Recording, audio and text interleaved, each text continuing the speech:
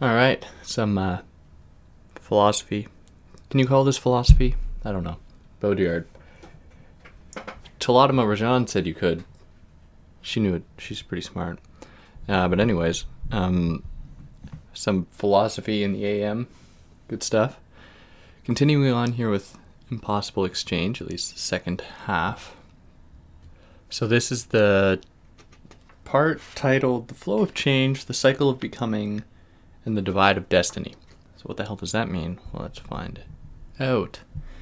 Beginning here, this is probably one of the more problematic things that Baudrillard comes to do in his work, but challenge, or at least criticize, what is going on with regards to identity at, kind of undescript nowness, right? Saying, people today, whatever that means. But here we have it, where he says that sex, genes, networks, desires, and partners, everything now falls within the ambit of change and exchange. Destiny, pain, everything is becoming optional. Death itself is an option. The very sign of birth, your astrological sign, will one day be optionally available in the future. Zodiacal Surgery Institute, where under certain conditions you will be able to change your birth sign the way you can change your face today. Okay. Like I will reiterate, obviously, if someone listening to this is using it to fuel their alt-right intentions, then fuck off. But what he is getting at here is something interesting, at least calling attention to some things that are considered sacred. So in the case of one's birthday, and I should reiterate, I should go back to an idea that he presents in Seduction. So there he makes a distinction between the rule and the law, where he says that the law can be, transcended, it can be defied, it can be challenged, whereas the rule is something that is almost like sacred. The rule is something that people abide by, but that doesn't, enter policy making per se or anything like that. It's kind of hidden rules and codes and conventions. So there he makes, saying that, he says that in a world that is moving further and further away from kind of sacred rites and rituals and anything like that, he wants to pay, or he tries to pay credence to astrology as being one way for, people to have an attachment to the unknown, an attachment to kind of indeterminateness, right? It's kind of like, okay, whatever, Baudrillard, you silly kook. But what he's doing here is responding to that in some way and saying, well, why is it that is given this kind of permanence? And in our age of, hyper-rational, either purely scientific reasoning or fundamentalist religious reasoning, why is it that this zone has somehow not been affected? To which he says that eventually it will with this Zodiacal Surgery Institute. But the entrance of this possibility into the world challenges or kind of destabilizes what he understands to be a necessary component of the world, that is destiny. So as I mentioned last time, destiny plays a pretty crucial role in that it is, in a sense, the kind of ontological condition of being where things don't ascribe by, a predetermined plan, but it's almost like, you can't determine where you will go, but it's not to say that has been set out in advance or something that you choose. So this idea of destiny butts up against the idea of becoming, where becoming implies a kind of autonomous act, right? You choose, in a sense, you, guided by a logic of desire, you propel yourself in the direction that you want, right? And then we get all these poor readings of Deleuze out of that, like Deleuze and Guattari, I should say, just become, just become this, as though someone going out into the wilderness suddenly becomes nomad or becomes animal or becomes wilderness. That's all well and good, but it doesn't get at the crux of the kind of deterritorializing machine that is capitalism, and instead mirrors it in many ways. So Baudrillard wants to really resist mirroring that same kind of logic, and instead posits that at one time people would just kind of disappear in a sense in their own kind of epistemic framework, one that was guided not by kind of these hyper-rational schemes, those that are, universalized and all that, but were actually guided by a kind of geographical limitation, I will say, that would determine one person, and that those people would then determine that area. So there was kind of, and I don't want to romanticize a kind of relationship with the earth or anything like that, but in smaller settings, I think that humans are better off, existing as such. Whereas today, with the hyper rational scientificity, that capacity disappears. So as we move into the next chapter, The Divide of Destiny, he elaborates on this idea, notably that when someone is given over to the logic of destiny, they undergo perpetual deaths because they lose themselves as autonomous, self-identified beings, and are then, continually subject to these exterior forces that are not, and I want to be more Nietzschean about this. I don't want to discount will, right? Where it's, in Nietzsche, it's not simply as though the will to power or anything like that, it's all that guides, human development. He was trying to kind of find a middle ground between, the evolutionary argument, the kind of Herbert Spencer survival of the fittest idea, and, the will to power thing that put a lot of weight on the individual. So that, I would say, is a marker of what it means to be human, and to have one of those components give way. That is, if you were to have a system where people had absolutely no autonomy, then they would cease to exist as humans and undergo a kind of metaphorical death. Or if the reverse was the case, where if you had people, completely up to their own devices, right?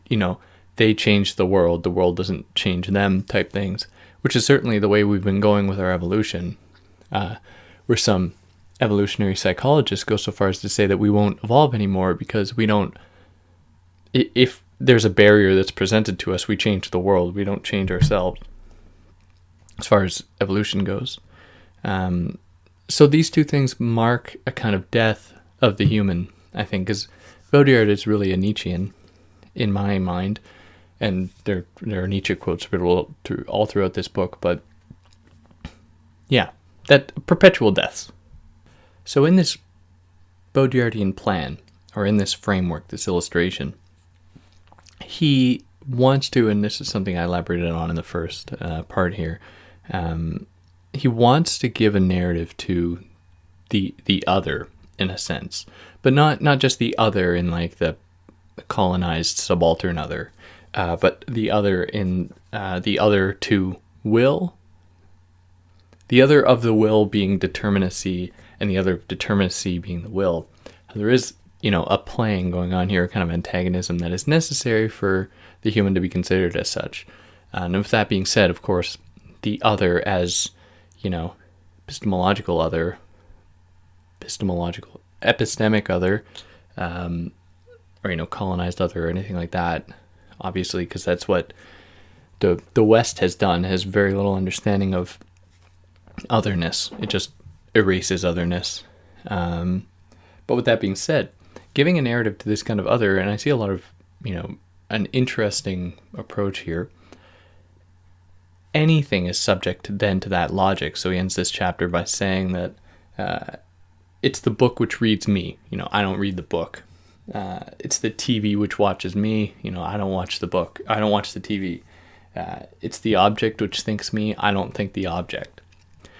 giving a narrative to that framework, or to the object or to the other, that is often silenced, right? Even through the critical attempts to evaluate it or to challenge oppressive authority, oftentimes it comes at the cost of silencing others, right? So one example I would think of would be like white feminists going to various parts of the world and telling global feminists like what they should be doing, right? Silencing them, coming with the real knowledge as to how they should be conducting themselves or how they are being oppressed, not considering the role of otherness or what role otherness plays in that global system. So this propels us into the next chapter when we get, I think, the kind of first introduction, a kind of introduction to one of the key terms in Baudrillard's work that is ascribed to him without him having spent a great deal of time with it. But that is Manichaeanism. So Manichaeanism is the idea that there's like a constant struggle between good and evil. So this metaphor between good and evil is in a sense a way for him to understand all antagonisms. Whereas I said in the last video that for Baudrillard, binaries play an important role. That is, they maintain an antagonism that is wholly benevolent, in that it pushes each element of the binary to new and interesting places, or this is the principle of seduction, I should say, where he takes the term seduction, I think from the Latin, from seductio or whatever, that implies reverting something from its path, taking it away from its plan. He says that this comes about through the antagonistic relationship between two things. Now, with that being said, I don't think that this, we necessarily only need to think about this in binary terms. And I just don't mean like in the case of sexes or whatever, but when we introduce any kind of new concepts to things, I think that we can, include trinary or quadinary, I don't know what the term would be, ways to grasp this that can open up new possibility and all that. But what I think is necessary is the distinction made between two things. Whereas if they come together in a kind of oppressive egalitarianism, then that possibility for change goes away. This is the project of the West in many ways, is to, how do we disappear the other? How do we, if we can't disappear them, make them, subject to them to our logic, be it the logic of, late capitalism, the logic of scientific rationality, logic of codes, anything like that, because ultimately what we want is to have a homogeneous space. Or as Baudrillard puts it in his own words, good, which was in the past an ideal metaphor for the universal, has become an inexorable reality, the reality of the totalization of the world under the banner of technology. So it is evil which now takes over all the potency of the metaphor, whereas at one time this was reversed. So this is also coming out of Nietzsche, the genealogy of morality, where Nietzsche makes the case that the English psychologists that are out, almost performing a kind of anthropological archaeology of humanity, depart from the axiom that humans are good, whatever the hell that means, but they are, good. Whereas this idea of good, is simply a relic of a kind of aristocratic, conception of good, and it doesn't correspond to any kind of a neutral goodness. Or as he says, there's no such thing as non-perspectival knowledge. So this idea of the good gives out, or becomes total, gives out. It very much becomes the global logic. That is because what is associated with good is one's, ability to correspond to the global system in one way or another. This serves as the basis for his theorization of the Vietnam War, where one might recall in Simulacra and Simulation, he makes the case that the United States pulled out of Vietnam, but they won the war. Now, what the hell does that mean? Well, he says that winning the war, whatever that would have meant, probably killing more people, only came about, or was only was a secondary task. The first task was to enter the Vietnamese army and the Viet Cong into kind of global system. As soon as that was accomplished, it didn't matter. Communism isn't a threat. As long as communism abides by the logic of the system, that is, it is the mirror of production, and it exists on a global level where, you have the UN representatives and you have ambassadors and all this type of shit. Then for the United States, that's all you need. Then you are mapped, you are understood, you don't pose that indeterminate threat. So it is in that sense that the good comes to be a kind of universal phenomenon where not only does it get universalized, but by corresponding to the logic of the universal, then you are considered good.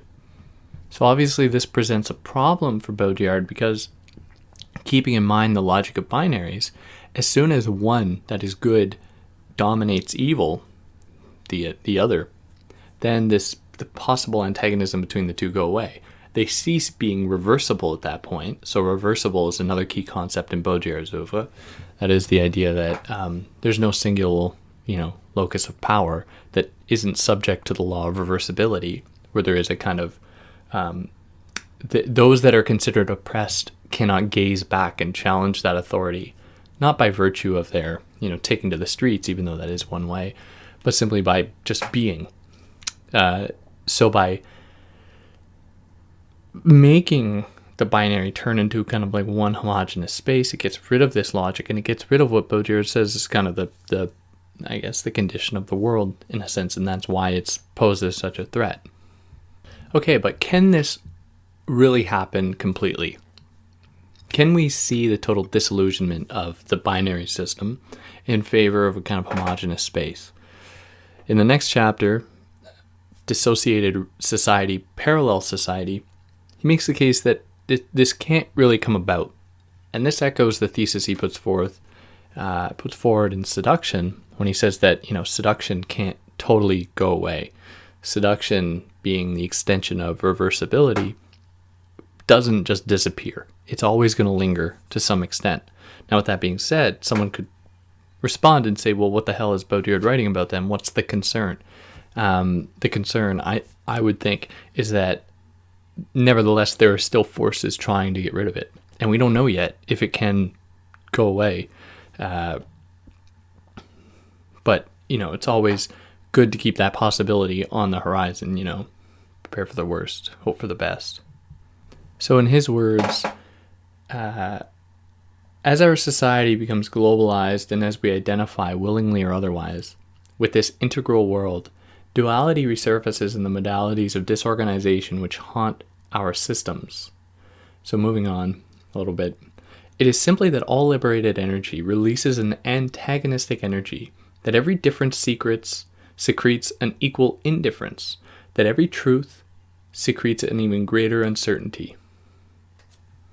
So there are always going to be zones that oppose this logic, and even in those spaces where this logic is imposed, there will be pockets of insurgency, not like a direct insurgency of taking to the streets or anything like that, even though that will probably happen, but there will be just logics that do not subscribe to it. This is the very basis of science fiction as a genre. Like, science fiction never depicts a perfectly mapped world. There's always antagonism, which, subscribes to the logic of cinema and a narrative generally. You don't have a narrative if you don't have a conflict. But with that being said, I think science fiction does depict this well, where there's always the dream of some kind of perfect system, but that is always confronted with its antagonism, or with an antagonism.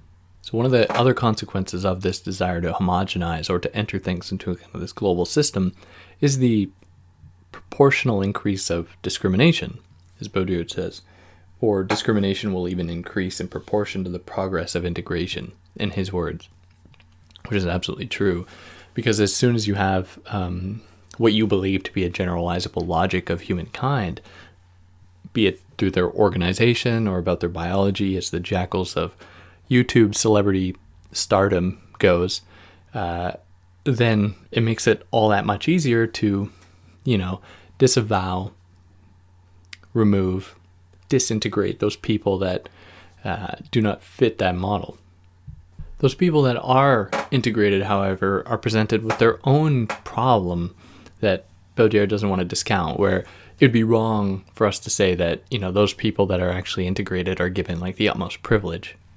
This integration is in and of itself another problem, where they are, as Baudrillard says, guided by the logic of immanence, that is, by their own kind of autopoietic, or in other words, they become a kind of closed circuit, kind of echo chamber, and prefer that then to transcendence, to change, to development, to anything like that.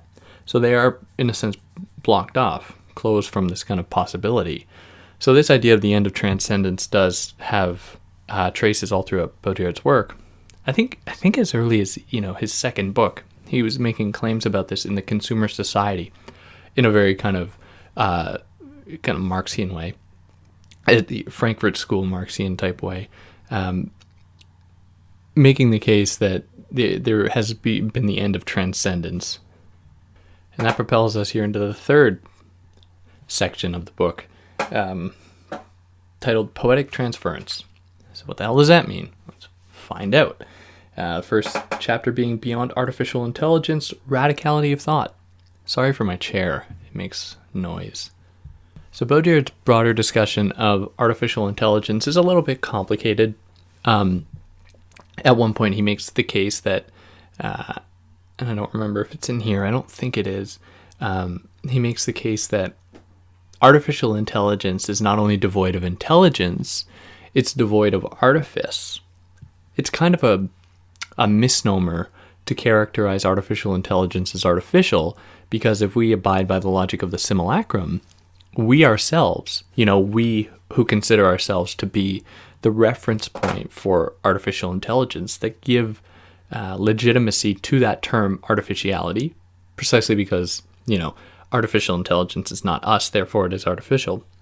If we abide by the logic of the simulacrum, then we know that we ourselves are not real. We are not an originary point of kind of biological certainty, or we weren't just dropped down from the heavens. We are instead, part of this very system. So in that sense, calling artificial intelligence means very little. It's would more appropriately be called just like human intelligence, which we have no recourse to believe that we are any less artificial than that intelligence or that technology. So artificial intelligence performs a function, and that is, it solves the problem of thought, as Baudrillard says. So the problem of thought for Baudrillard is the idea that thought, not being compared with anything else, or cannot be compared with anything else, because it's a very strictly human thing in a kind of weird way. For that reason, it always is aware of its own incompleteness. That is, because it can't be verified. Like the impossible exchange at the beginning of this book, when he's talking about how the world can't be verified because there's not enough room for it and it's double. In many ways, the same can be said of thought. So thought tries to always project itself onto machinic others. So artificial intelligence serves this role by being that point from which we can then differentiate ourselves as thinking beings, by saying, we know we are these intelligent, superior thinking beings precisely because over there are the artificial ones. And machines or artificial intelligence serve the end of exemplifying our, general disdain for thinking. Or today, I think that is certainly the case. Even those people that proclaim to be thinkers, again, people on YouTube like me, who know very little, rely so heavily on the facts, whatever the fuck those are, the science, anything like that, the religion, and then they just keep reverting back to that doctrine in order to justify their points. So they give themselves over as thinking subjects to be thought subjects. They are then the mouthpieces for another doctrine, for another thinking apparatus. because it's a very scary thing to think for oneself, especially in a world so indeterminate like ours. Because to think means to have, some ability to reflect on your world. And when we live in a world that's already so like indeterminate, live in a world that is so fragmented, it seems like a pretty fragile world. And to think it in that way, to reflect on it, is to make it even more fragile, to make it even more indeterminate. And it comes down to, I think for many people, survival. People don't have the ability to just, think, whatever even that means, or to be reflective agents in the world, because, they have you got to work 2 9-to-5 jobs, and they're a single parent somewhere. So then it's all these other people that come to the they rise up from the mud, saying, don't worry, I'm going to think for you. Take my white ass opinion, and then there you're good to go. You got the stamp of contemporary knowledge, whatever the hell that means. But I digress. This is my resentment for that stuff, and I'm doing the exact same thing. Obviously, I'm a noob.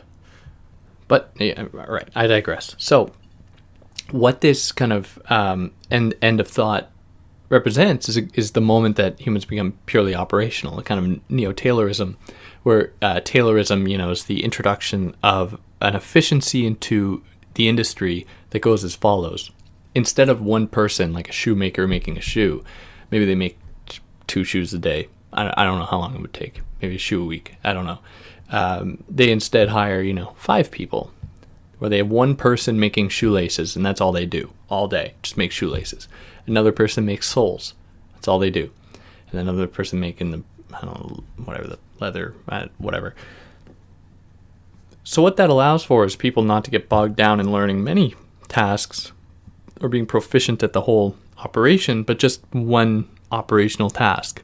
So they don't have to think about it. They sit on the assembly line, do their thing, get the hell out of there, right? They clock in and out, just doing their job. And that's it. Very much can be said about things today, even in those zones that are supposed to be the zones for critical thought. Like, how many students have I had come to me asking me, like, or in class or whatever, say, well, is this going to be on the midterm? Is this going to be on the exam? As though there's no other reason to learn this stuff unless, it's going to be on the midterm or going to be on the exam, or you're going to be assessed about it. Really, I'm digressing a lot today. I guess there's a lot on my mind. It's the coffee. So this becoming operational of the human is kind of like a weighted blanket. So weighted blankets being those things that give people a sense of security, in a very insecure world. So this is, in a sense, something to celebrate, and Baudrillard makes that pretty clear. It's like, maybe we have to be excited about this giving over of the real into the virtual, where we don't have to worry about the real anymore, because the real is very complicated. The real is very scary. So in Baudrillard's words and how he ends this chapter, and I'll read this quote in length because it's pretty important. He says that where we might deplore the disappearance of the real and the virtual, the disappearance of the event and information, the disappearance of thought and artificial intelligence, the disappearance of values and ideologies in the globalization of trade, we should instead rejoice in this totalization of the world which, by purging everything of its functions and technical goals, makes room for the singularity of thought, the singularity of the event, the singularity of language, the singularity of the object and the image. In the end, it is the very existence of single-track thinking, la pensée unique, of the totalitarian system of the economy of information and artificial intelligence, and the automation and exponential development of these things, which leaves space for a world that is literally true. It is the final accomplishment of reality which leaves room for the radical illusion. Now, it is in this literal truth, this literal play of the world, that the freedom lies. Okay, what the fudgesicle does that mean? Well, I think that we actually got to jump ahead a little bit here to make sense of this. So the idea of singularity kind of comes out and even works after this one, where he makes the case that the singularity is and he's not talking about the singularity in the Ray Kurzweil kind of sense. He's talking about it in like kind of individual manifestations of it, where a singular settlement or singular society or colony or something like that is determined strictly by its own rules and codes and conventions and geographical limits and all that, represents a kind of singularity that people disappear into. And this is beneficial for Baudrillard, because then there is in that kind of singularity what might appear to be a kind of foreclosure of possibility, a limitless possibility, because that singularity is always butted up against other singularities that may not ever come in contact with one another. But by virtue of there being their own singularities, they always kind of posit the limits of their own knowledge, right? Which always pushes them to new and interesting places. It's an abstract idea. I don't know if that makes any sense, but so in that case, when we see the kind of singularity of the world coming about, in a sense, it kind of, it being the realization of a kind of totalizing effect does limit what it means to be human. But in this limitation, it also, I think, drums up a kind of want for that next thing, or want for that next possibility. Or we could read it in this way, where by having this totalization occur, this kind of universalization of knowledge, or this attainment of a singularity, we see all the burdens of the world stripped away. We no longer need to think about them. We can then focus on, maybe pure thought, right? We're no longer burdened by the real. We're no longer burdened by our bodies and our flesh and all that. We are instead left to proliferate endlessly into total possibility. Now, I should say that I think that Baudrillard is being, sarcastic when he's writing this, or when he wrote this. He does not celebrate this possibility. But in proper Baudrillardian fashion, he's always keeping the possibility of a reversal, even of his own thought, on the horizon. That pushes us into the next chapter. Living coin, singularity and phantasm. Now, I won't spend a whole lot of time on this one, but he makes one interesting observation, where he says that rape is really the most violent when it is not the act of taking pleasure, but is the act of forcing pleasure onto someone. Where, I don't know if I would certainly hope that women, that I don't scare away women or other minorities from listening to this type of stuff, but he makes the case that, well, how could I frame this? How many men... There's a moment in the film Nymphomaniac, Lars von Trier film, when... what's the protagonist? The young woman protagonist, is telling all her boy lovers that they were the first one to give her an orgasm, make her have an orgasm. Obviously a lie, because she's telling all of them this. But the idea here is that they derive a whole lot of pleasure from knowing that they gave this kind of pleasure, which is an extension of the, I think, patriarchal belief of, being the deliverers of the good, kind of the capitalist dream as well. The system delivers the goods.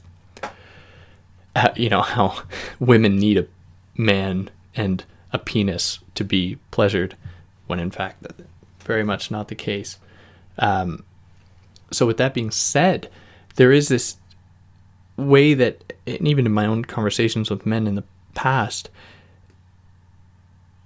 there's a strange desire to exert a man's sexual prowess by being able to deliver pleasure, as though if they fail to do so, they are considered less of a man.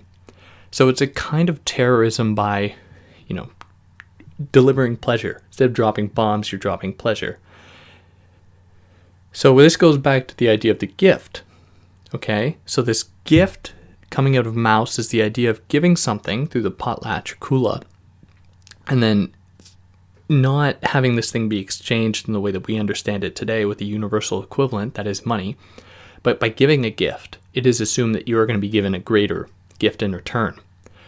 So by men in this situation then I guess, intensify this logic to the point that they believe that doing that is going to yield them greater results in the end. So that's why the act of giving pleasure, the act of giving this gift, is an oppressive thing.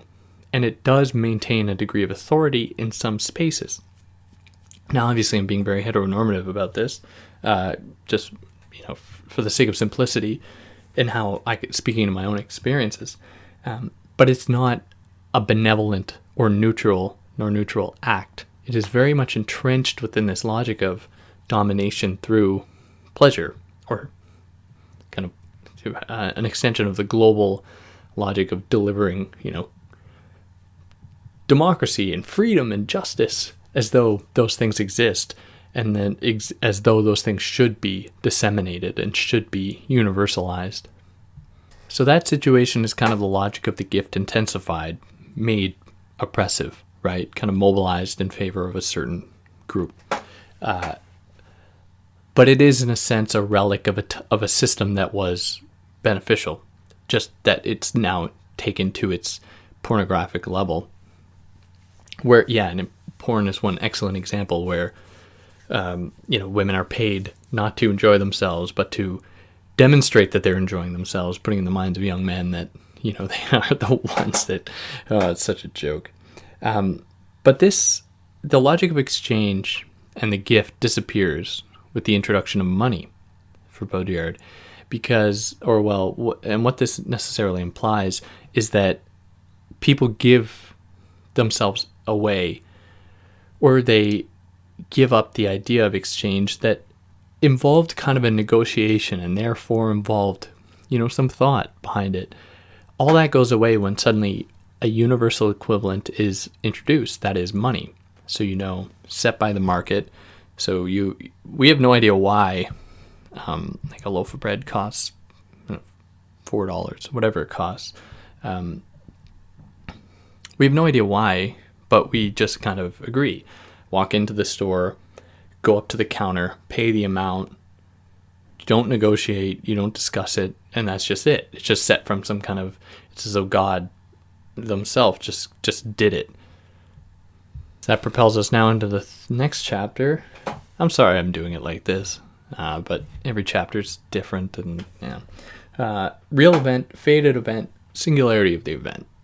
So in the age of CNN and Fox, what does an event mean?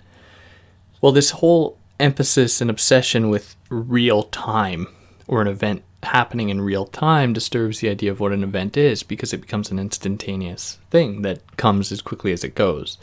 And how many people can speak to the kind of ephemeral nature of the medium, where, a day will go by and someone might recollect a news event from the day before, to which you say, wow, that was only yesterday. Like, so many events take place that they lose their meaning as events. They disappear in their proliferation, which is a very Baudrillardian idea. Sex disappears in its proliferation with pornography. Introduce anything else there. So the event goes away when it becomes totally real, totally present.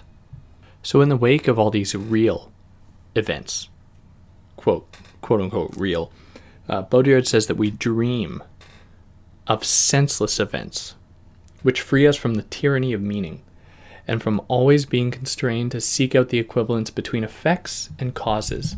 We live in terror of both excess of meaning and total meaninglessness.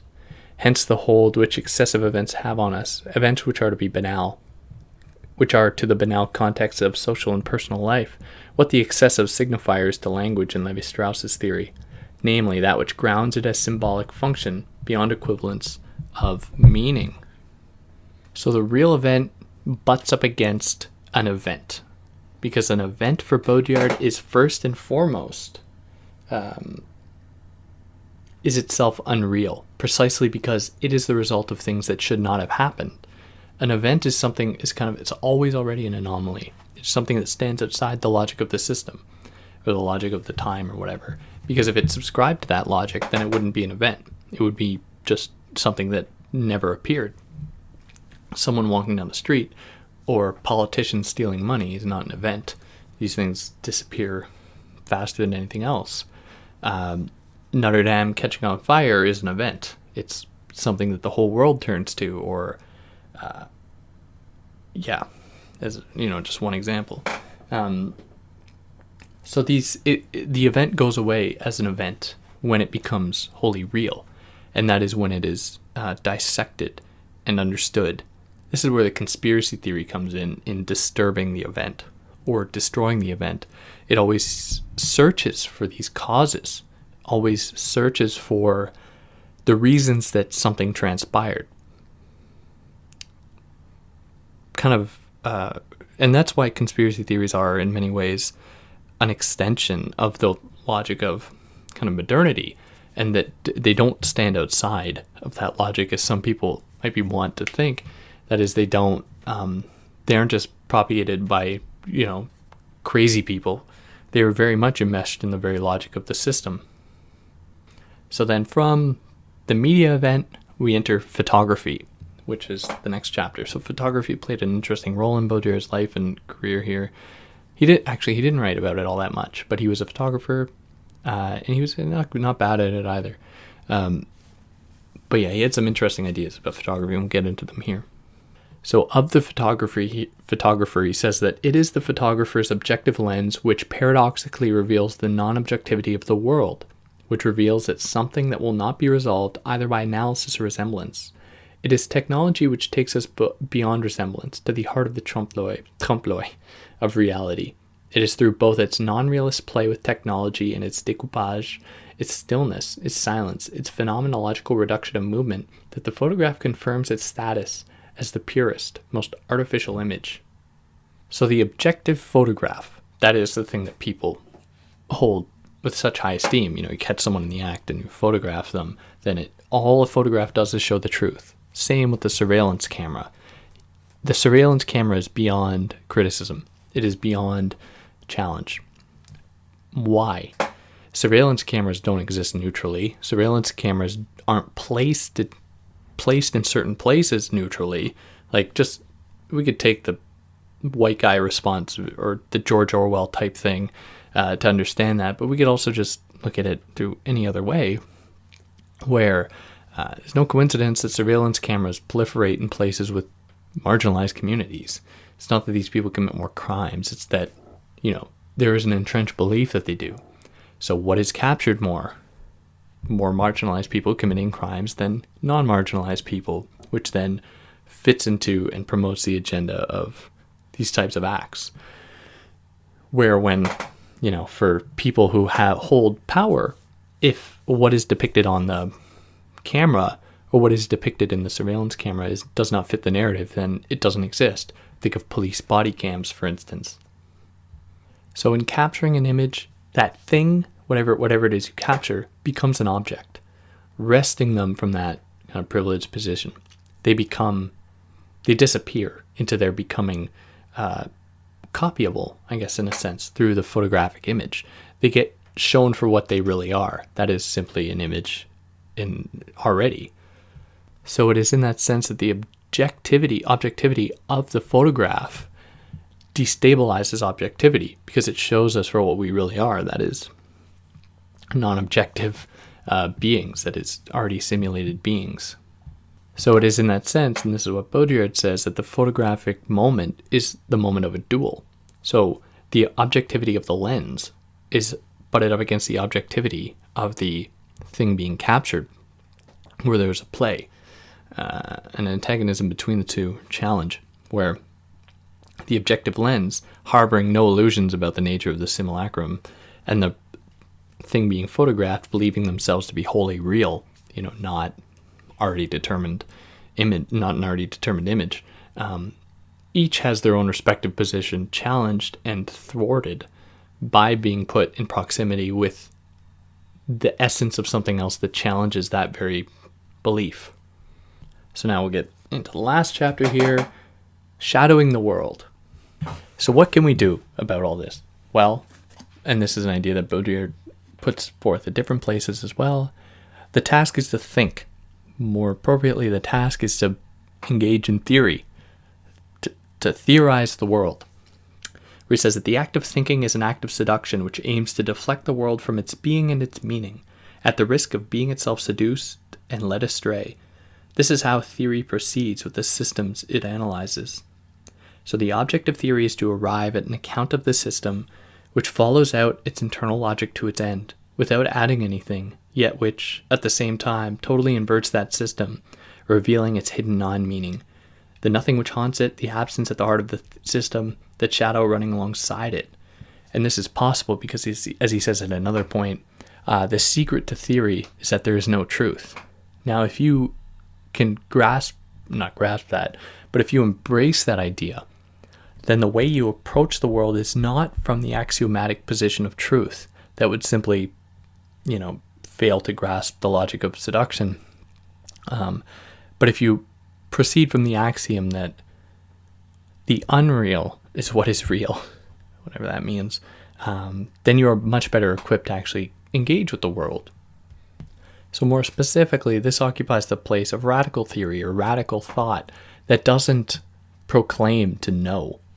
This is how it is radical. So confronted with a world that is wholly real, supposedly, the only way to challenge it is to oppose it. Don't fight fire with fire, fight fire with water type thing.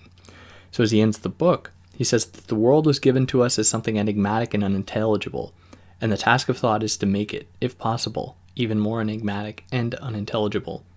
Since the world is evolving towards a frenzied state of affairs, we have to take a frenzied view of it. The player must never be bigger than the game itself, nor the theorist bigger than the theory, nor theory bigger than the world itself. Which I think is a good way to end it. Like, he gives us, granted, a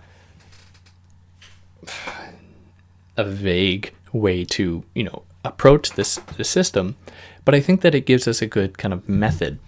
That is always keeping on the horizon the idea that we could be very well wrong in the way that we are going about engaging with the world, and that we should, depart from the axiom of doubt in order to challenge the certainty present everywhere else. But yeah, that pretty well wraps up that one. I hope I covered everything, but there's obviously so much here. It's a good book, obviously. And if you haven't read it, definitely read it. I think I'm getting pretty close to doing all Baudrillard. I kind of want to get through it all, and then I can start focusing on other things. But with that, on that note, for those that listened, I'd like to hear what you have to say, what you think, or anything, because the stuff is really enigmatic, and there's no real one way to understand this stuff. I'm just trying to present it as I see it, which is obviously filtered. So on that note, take care.